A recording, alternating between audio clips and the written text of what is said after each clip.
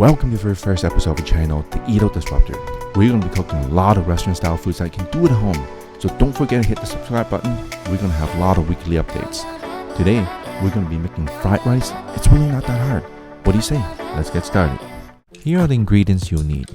Rice, lunch meat, choy sum, frozen vegetables, and 2 eggs. You'll need 1 full scoop of rice. Your rice cooker normally comes with a scoop, so you can use just that. Next, let's wash the rice.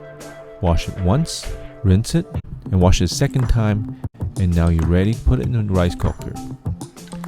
To measure how much water you need, there's a meter in the rice cooking pot. When the rice is cooked, scoop it all up and store it in a bowl for now. Next, we need to open a can of lunch meat. Now here's a trick: we can draw out the meat from the can.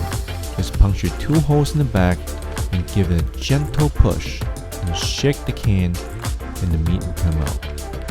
Pour out some hot water on the lunch meat to wash out any fat or sodium. Use a knife and chop the lunch meat into slices.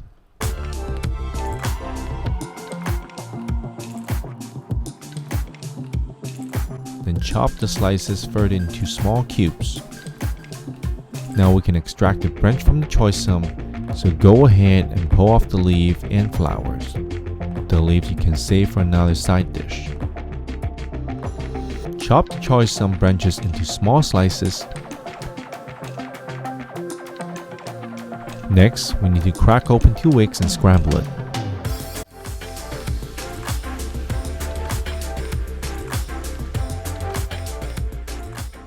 Let's turn on the stove and start frying. Preheat your pan to medium and then toss in the lunch meat. If you're using non-stick, you don't need to add oil. Spread out the lunch meat so it sits evenly on the pan.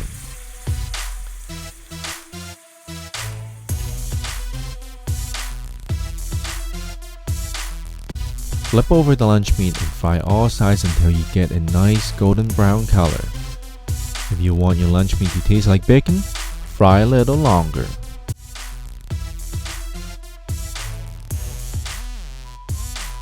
When it's finished, scoop up the lunch meat, add some oil on the pan, and fry up the eggs.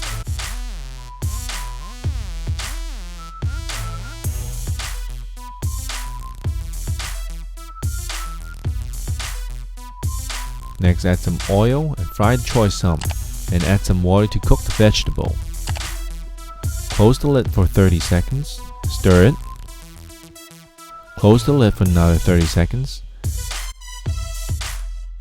Add in the frozen vegetables and stir the vegetables together.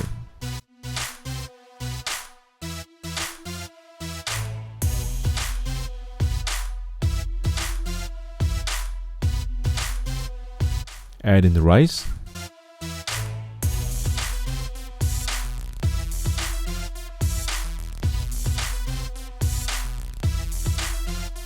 Add scrambled egg. Add lunch meat. Add 1½ scoop of soy sauce and salt for taste.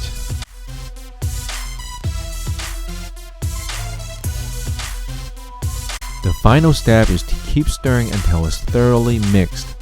Now here's the trick. You want to turn up the heat.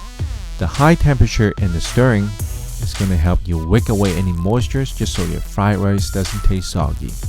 Keep stirring just so you don't burn the fried rice. Now here we have it, homemade fried rice. Again, if you like what you're seeing, please support us by hitting the subscribe button. We're going to be posting a lot of new dishes, including desserts. Until then, see you next dish.